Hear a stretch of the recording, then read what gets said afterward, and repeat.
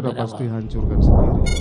Itu ya. Iya yang mulia. Artinya saudara-saudari, Mantan Kadipol Pampolri Ferdi Sambo menyebut akan hancurkan CCTV sendiri bila dari awal ia tahu ada rekaman yang tidak mendukung skenarionya.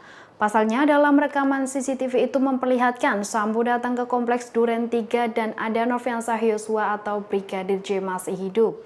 Hal itu disampaikan Sambo saat hadir sebagai saksi kasus obstruction of justice pembunuhan Yosua. Dikutip dari Kompas.com, Ferdi Sambo berharap CCTV itu dapat mendukung skenario bohong yang ia buat terkait tembak-menembak Richard Eliezer dan Yosua. Namun ternyata tidak. Pasalnya CCTV tersebut memperlihatkan Yosua masih hidup saat Sambo tiba di rumah dinasnya. Sambo mengatakan ia mengetahui rekaman CCTV itu dari anak buahnya beberapa hari seusai terjadinya peristiwa penembakan. Pasalnya rekaman CCTV tersebut telah diamankan anak buah Ferdi Sambo atas perintahnya.